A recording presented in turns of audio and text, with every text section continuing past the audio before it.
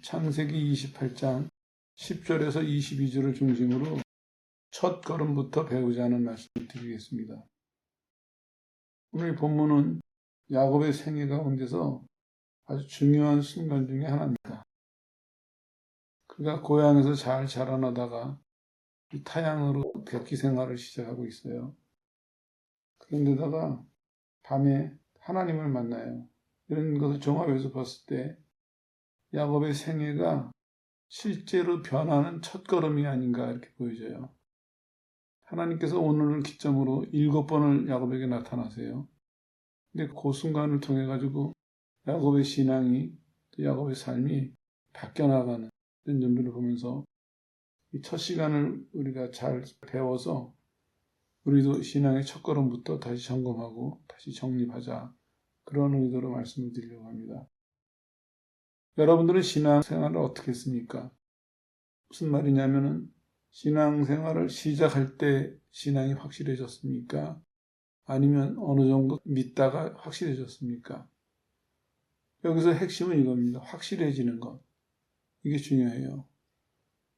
한번 설명드린 적이 있는데 야곱도 겉모습을 볼 때는 신앙이 있는 사람 같았고 열심히 하는 사람 같았어요. 왜냐하면 하나님이 주시는 복을 받기 위해서 엄청난 일들을 했거든요. 근데 실제로 오늘 본문을 보니까 야곱이 이제서야 고백을 해요. 16절에 보니까 과연 여기 계시는구나. 하나님이 주시는 축복을 위해서 형도 속이고 아버지도 속이고 형하고 흥정도 하고 그렇게 애쓴 야곱을 봤을 때는 그래도 방법은 틀렸지만 하나님에 대한 신앙은 있겠지 했지만 그게 아니더라고요, 실은. 오늘 이 순간을 통해서 야곱이 확실해집니다. 과연 탐복하지 않습니까? 여러분들도 첫걸음에서 이것을 점검하고 넘어가셔야 돼요. 나는 신앙생활할 때 시작서부터 하나님에 대해서 확실해졌는가? 하나님에 대해서 확실해졌다는 얘기는 하나님의 존재와 하나님의 성품이나 하나님의 뜻이나 하나님의 권세나 이런 것들이 분명해졌는가? 아니면은 믿으면서 확실해졌는가? 이게 중요합니다. 어느 거라도 상관은 없는데 중요한 것은 어느 순간에 확실해지는 이 과정이 꼭 있어야 된다는 것입니다. 그렇지 않으면 신앙생활이 희미한 가운데서 그냥 신앙생활을 이어가요. 그러니까 신앙생활 결과도 별 내놓을 게 없어요. 왜냐하면 본인 스스로가 믿는다는 것을 희미하게 생각하고 희미한 길을 걸어왔으니까 당연히 그 사람의 생각이나 삶이 희미했겠죠. 그럼 결과도 역시 희미할 수밖에 없거든요. 안타까운 것은 믿는 사람들이 이렇게 많은데도 대부분의 사람들이 신앙과 삶이 분명하지가 않아요. 그 다른 데 있지 않습니다. 이유가 첫걸음서부터 확실히 하고 분명히 해야 되는 이 과정을 소홀히 했기 때문에, 이 과정을 무시했기 때문에, 그래서 나머지 전체가 무시당하는 것입니다. 이게 따지고 보면은 굉장히 안타까운 일이에요. 개인도 안타까운 일이고 교회도 안타까운 일입니다. 하나님은 분명히 살아계시거든요. 그럼 적어도 살아계신 하나님 앞에 살아있는 신앙은 있어야 될 텐데 그게 없으니까 우리 스스로도 분명하지가 않아요. 우리 스스로도. 성경에 나오는 사람들을 보면은 세상에서 핍박을 받았어도 세상에서 고난을 당했어도 적어도 신앙은 확실했거든요. 핍박은 핍박이고 신앙은 신앙이고 이 확실한 길을 걸어갔습니다. 그때 그 가운데서 본인도 하나님께서 원하시는 열매를 맺을 수가 있었는데 이거는 가는 길이 분명하지가 않으니까 가는 방향이 확실하지가 않으니까 그러니까 휘청휘청 가는 것입니다. 형편에 한번 휘청거리고 조건에 휘청거리고 자신의 약한 것 때문에 휘청거리고 외부에 있는 영향력 때문에 휘청거리고 비틀비틀 걸어가요. 무슨 열매가 제대로 맺히겠습니까? 이게 중요한 문제입니다. 그래서 오늘 첫걸음을 강조하는 것인데 야곱도 보면은 생애에서 어려서부터 요즘식으로 표현하면 믿는 집에서 자라났어요. 그래서 부모에게 들은 얘기가 있어요. 할아버지로부터 내려오는 하나님의 약속, 할아버지로부터 내려오는 하나님의 축복, 거기에 대해서는 마음이 있었어요. 그래가지고 그걸 얻기 위해서 애를 썼어요. 그랬는데 하나님께서는 그거를 어떻게 응답하시냐면은 먼저 신앙을 확실하게 하시고 그리고 그것을 이루어 가시는 이런 장면을 우리가 시작하고 있는 것입니다. 여러분들도 오늘 이 시간을 계기로 나는 언제 확실해졌지? 그걸 확인하세요. 점검하시고 그게 만약에 없는 사람은 그거부터 준비하고 따라가세요. 절대로 늦지 않습니다. 신앙생활하면서 하나님 앞에 하나님 살아계시는데 나는 정직하게 말해서 확실하지가 않습니다. 그럼 그거 해결해야 되지 않습니까? 이게 왜 무섭냐면요. 내가 확실하지가 않으면은 그 다음에 이어지는 신앙생활 자체가 확실하지가 않습니다. 그럴 수밖에 없죠. 내 마음이 두 갈래인데, 내 마음이 세 갈래인데, 내가 한 길을 갈 수 있나요? 일로도 갔다가 저로도 갔다가 방황하게 되는 것이죠. 성경대로 못 사는 이유는 간단합니다. 내 신앙이 확실하지 않기 때문입니다. 우리는 이렇게 생각할 때도 있어요. 환경이 그러니까, 형편이 그러니까, 유혹을 받아서, 핍박을 받아서 다 외부의 탓을 하는데 아니에요. 딱 이유는 한 가지입니다. 내 속에 확실하냐 안 하냐. 하나님의 존재와 하나님의 뜻과 하나님의 능력과 하나님의 성품 이런 모든 면에 대해서 내가 확실하냐. 세상에 누구보다 뛰어나라는 얘기가 아닙니다.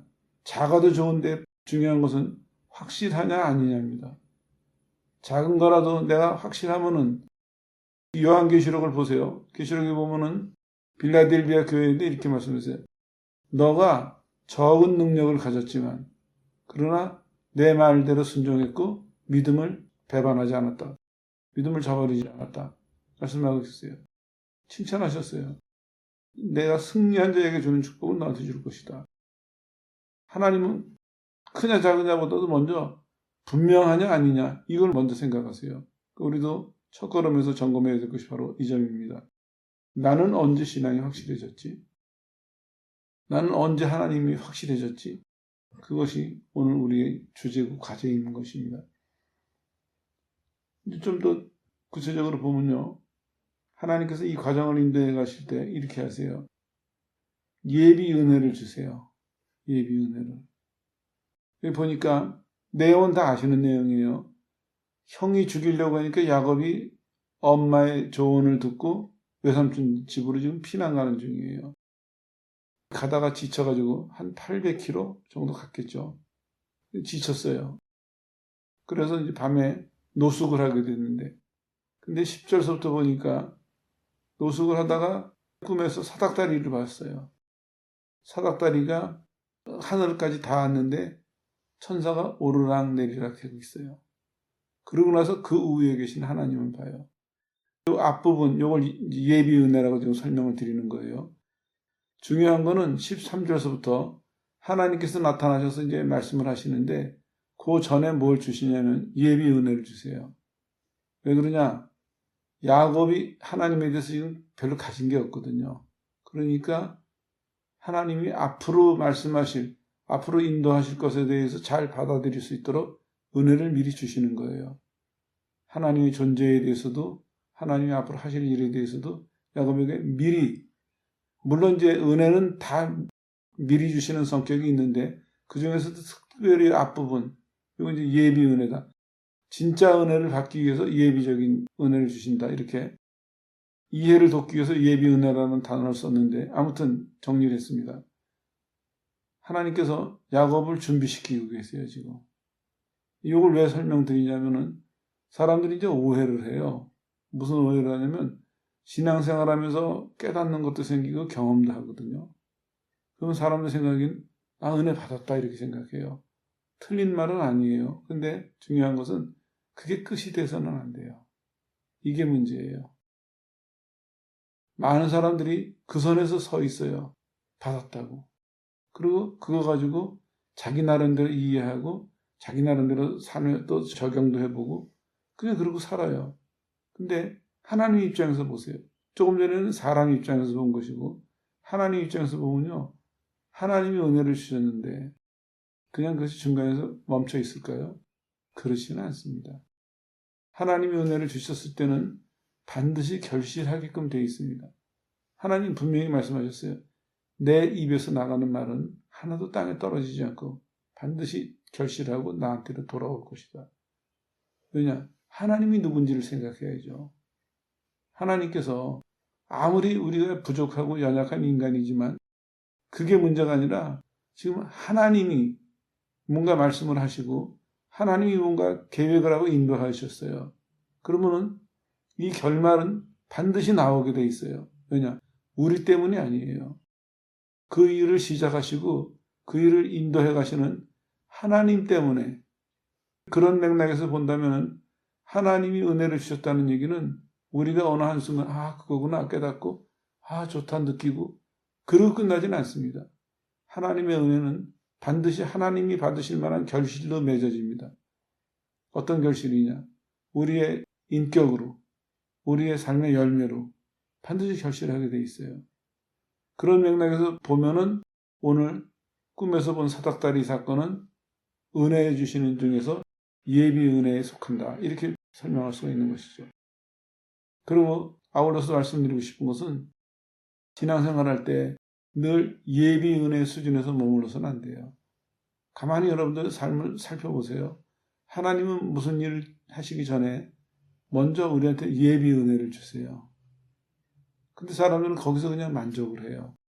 새로운 것을 깨달은 것으로 만족하고 새로운 것을 경험한 것으로 만족하고 거기서 자기 나름대로 얻는 어떤 사소한 열매로 인해서 만족해요.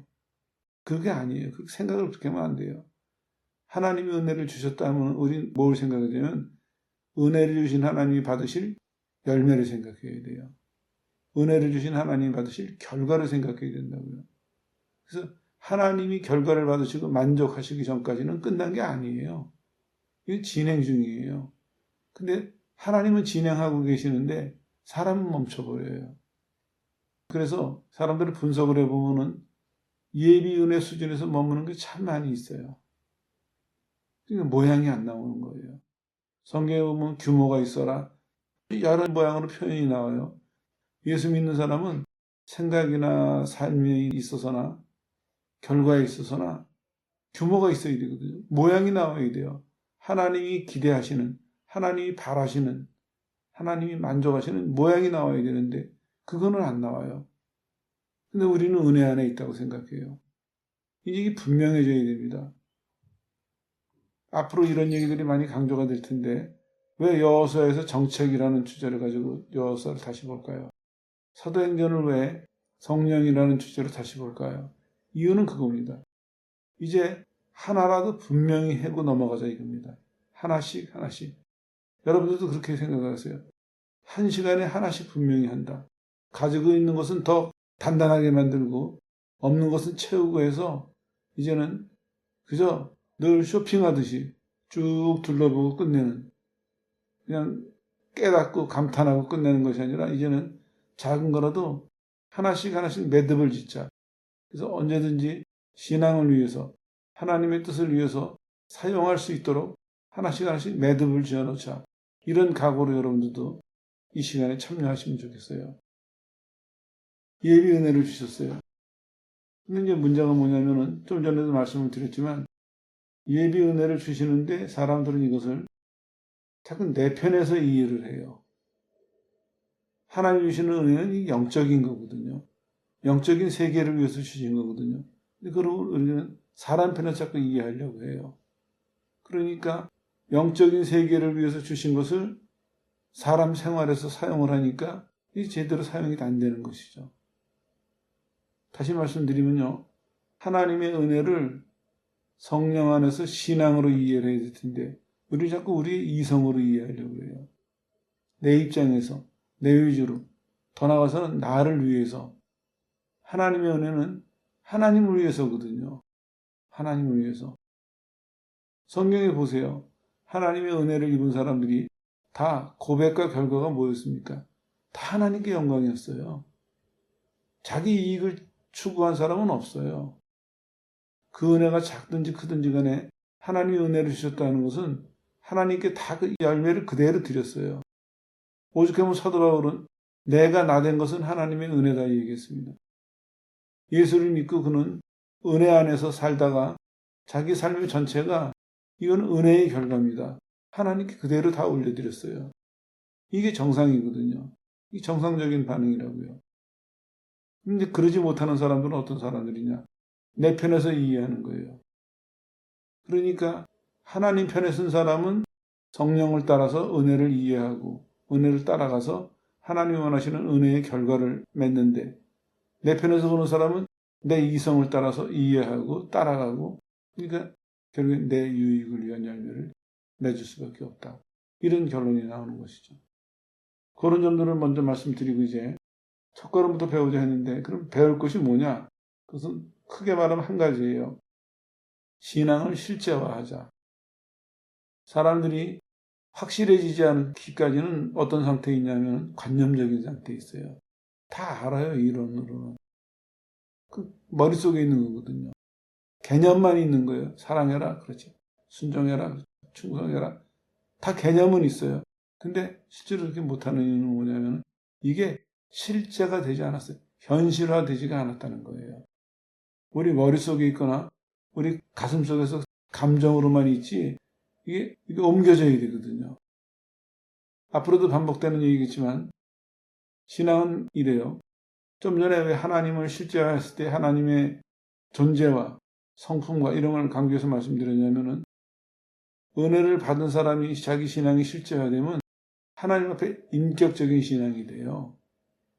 우리가 오해하는 게 하나님 말씀대로 하려면은 하나님이 원하시는 명령을 이루려면은 뭔가를 많이 받아야 되는구나.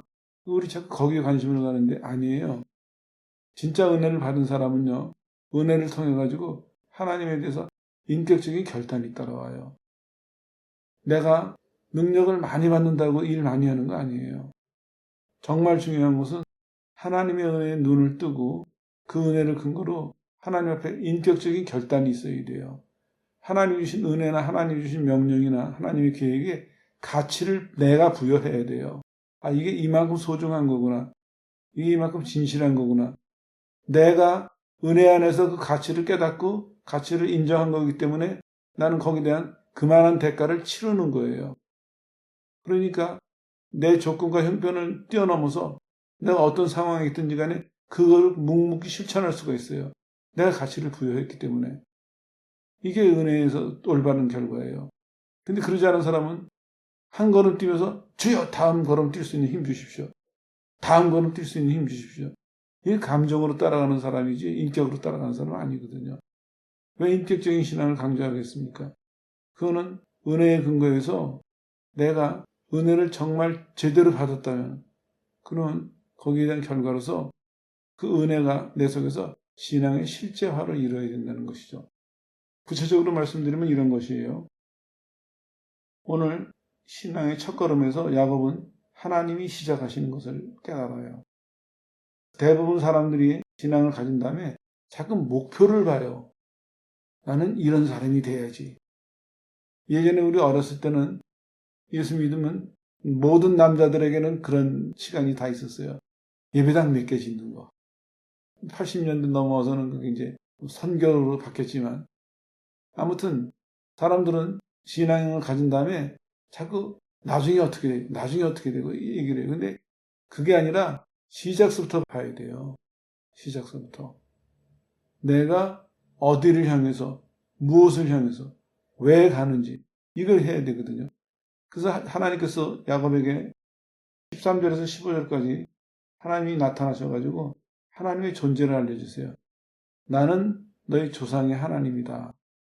하나님 존재를 알려주세요. 그러면서 뭐라 그러시냐면 약속을 하세요. 내가 이 땅을 너한테 주겠다. 그리고 축복을 하세요. 내가 어디를 가든지 너를 함께 할 것이고 너를 지키고 쭉 축복을 하세요. 이걸 통해서 하나님 뭘 보여주시냐면 하나님의 절대 주권을 보여주시는 것입니다.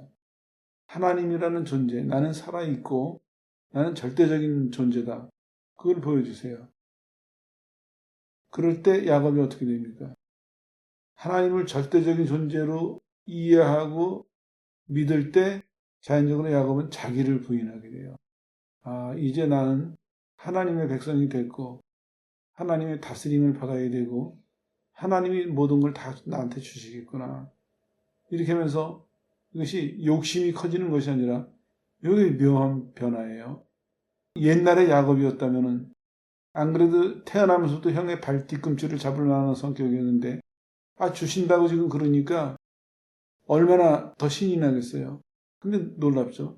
야곱은 이 장면을 통해서 우리에게 보여주는 것이 욕심이 커지지가 않아요. 오히려 하나님의 절대 주권을 받아들이고 그 절대 주권 앞에 자기를 맡겨요. 예전에는 하나님의 축복이라는 막연한 관념을 가지고 막연한 개념을 가지고 형 거도 뺏어보고 형 거도 속여보고 이러던 사람이 이제는 그게 아니라 실제로 하나님으로부터 약속받은 것, 하나님이 축복하신 것, 그것만 붙드는 거예요. 그것만 받아들이고 그리고 그 외의 것들은 다 놓는 거예요. 이게 자기를 포기하는 것입니다.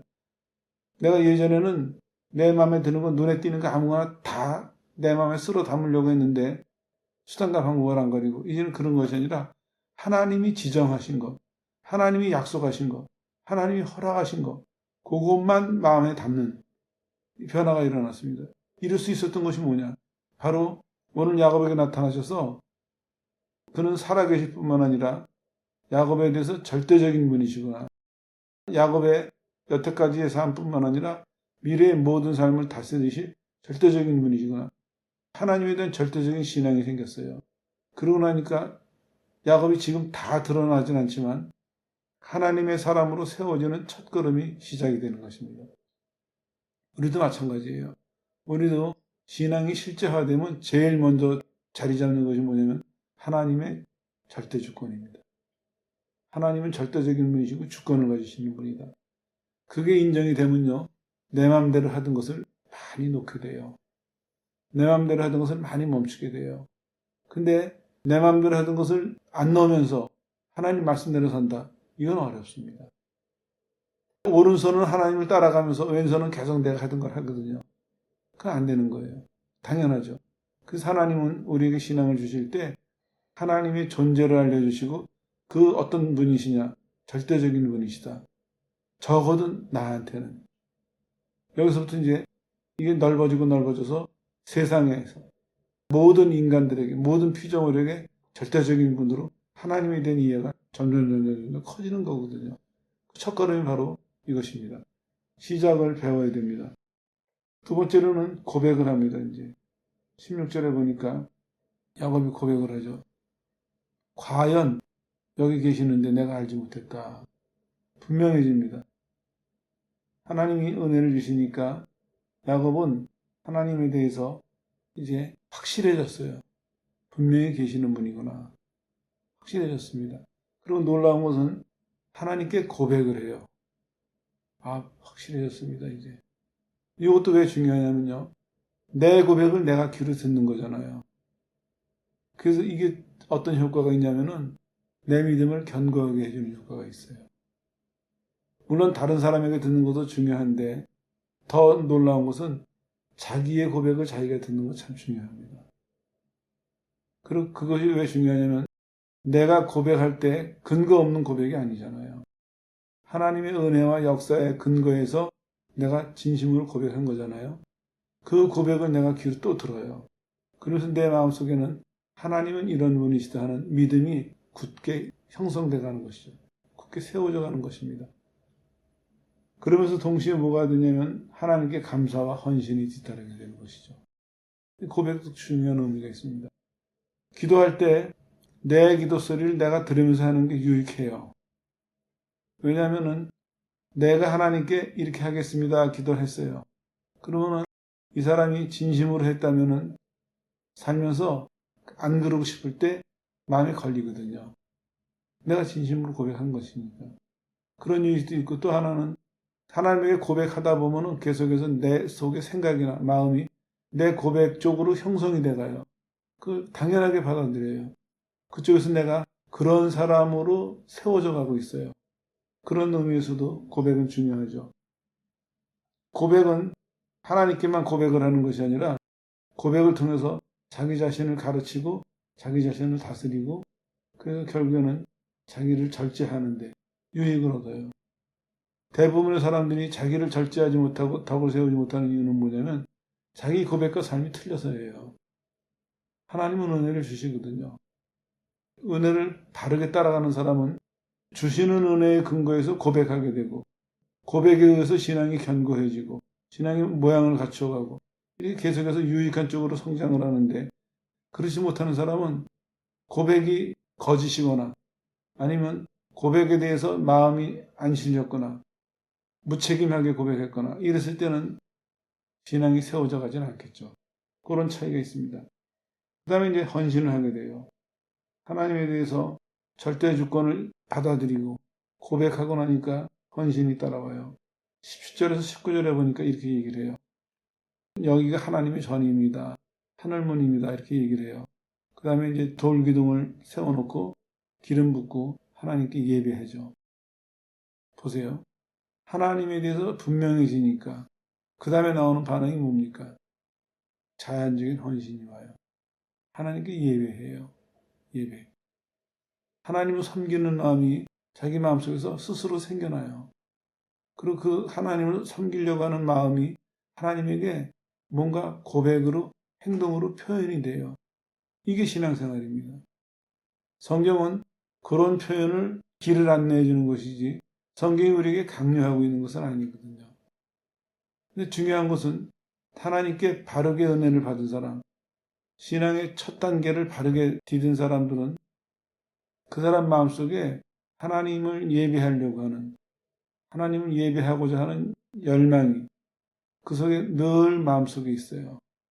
그래서 기회만 되면은 환경을 초월해서, 조건을 초월해서 누가 시켜서가 아니라 자발적으로 하나님을 예배하고 살아요. 그것이 우리처럼 이렇게 순서와 시간을 정해서 드리는 공예배일 수도 있고 아니면 개인적인 삶에서도 늘 하나님을 예배하는 마음으로 어디서든지 언제든지 오죽했으면 하나님의 사람들은 감옥에서도 억울하게 감옥에 잡혀 들어갔을 때도 하나님을 예배할 수가 있었어요. 그 사람들이 내가 여기서 아프고 힘들지만 찬송하고 옥문이 열려가지고 탈출할 수 있겠지 그런 생각을 한 거 아니거든요. 하나님에 대한 예배하고 싶은 마음이 진짜 있었어요. 그러니까 전도하다가 얻어맞고 감옥에 가서 갇혔을 때도 거기서도 그 상황에서도 예배할 수 있는 거죠. 감사가 나오고 찬송이 나오고. 교회에서 억지로 배워줘서는 안 됩니다. 스스로 마음속에 있는 걸 깨워야 돼요. 그걸 따라가면 돼요. 근데 해야 됩니다 하면은 사람들이 어떻게 느끼겠습니까? 안 한 벌 받겠구나. 이건 짐을 지어주는 거거든요. 그 다음에 20절, 22절에 보니까 서원이 나와요. 앞서서도 잠깐 말씀드렸지만 내 중심적이었던 사람이 하나님 중심으로 바뀌어요. 이건 잘 해석하셔야 돼요. 야곱이 이렇게 얘기를 해요. 하나님이 나와 함께 계시고 내 가는 길에서 나를 지켜주시고 먹을 거 양식 옷을 주시고 평안히 돌아오게 하면은 하나님이 내 하나님이 될 것이요. 그러니까 번역된 글을만 봤을 때는 야곱이 조건을 거는구나. 내가 잘 믿을 테니까 다 해주십시오. 이렇게 그거 아니에요. 이렇게 이해하셔야 돼요. 하나님을 믿고 있었어요. 그리고 특히 조금 전에 그 꿈을 통해 가지고 하나님에 대한 믿음이 확실해졌어요. 그러니까 야곱이 욕심을 키우는 것이 아니라 옛날식으로 자기가 원하는 것에 대해서 흥정을 하는 것이 아니라 하나님에 대한 믿음에서 이렇게 표현하는 것입니다. 하나님에게 소망을 두는 것입니다. 하나님이 내 가는 길에 함께 가시고 나를 지켜주시고 내 필요한 걸 채워주시고 무사히 돌아오게 해주실 것을 소망하는 거예요. 하나님을 믿으니까. 하나님을 의지하니까. 그러고 나서 또 하나는 간구하는 겁니다. 그렇게 해주십시오 하고. 그리고 다른 하나는 그러면 내가 하나님이 내 하나님이 되시고 내가 기둥 세운 이곳이 하나님의 전이 될 것입니다. 헌신을 결단하는 것입니다. 이런 변화가 일어났어요. 이 사건이 없었다면 하나님께서 그의 꿈에 나타나셔서 하나님 존재와 약속과 축복을 하시지 않았다면 야곱은 자기 성격대로 자기의 욕망대로 또 하나님을 붙들고 욕심을 부리거나 흥정을 하거나 그렇게 하려고 했을 거예요. 근데 하나님이 은혜를 주실 때 그 은혜를 바로 받으니까 야곱이 이제 바뀌어요. 예전에는 자기중심적으로 살던 사람이, 자기 욕심과 자기의 이익을 위해서 살던 사람이 이제는 하나님 중심의 사람이 돼서 하나님을 바르게 섬기고 하나님을 바르게 따르려고 하는, 바뀌고 있습니다. 이 첫걸음이 중요합니다. 우리도 오늘 이 첫걸음을 근거로 한번 자신을 각자 살펴봐야 됩니다. 나는 어땠나? 물론 이 야곱이 앞으로 믿음의 과정에서도 많은 시간과 많은 것이 필요해요. 그러나 중요한 것은 첫걸음을 바르게 띄었기 때문에 이제 목적과 방향을 바로 잡았어요. 꾸준히만 간다면은 하나님이 준비해 놓으신, 하나님이 기대하시는 그에 충분히 도달할 수 있는 가능성을 지금 보여주고 있습니다. 우리도 마찬가지입니다. 이 시간을 계기로 내 처음은 어땠는가? 나는 신앙생활할 때 확실했던 순간이 있었나? 그것부터 확인하세요. 물론 중간에 잘못된 거 있으면 교정하면 돼요. 제일 중요한 게 방향과 목적이 정해지지 않았다면 이건 이거부터 고쳐야 됩니다. 이게 없이 아무리 많은 것을 거기다 부어놔도 결과는 나올 수가 없습니다. 첫 걸음에서 내가 어디를 향해서, 내가 무엇을 향해서 가야 되는지 그게 정해져야 됩니다.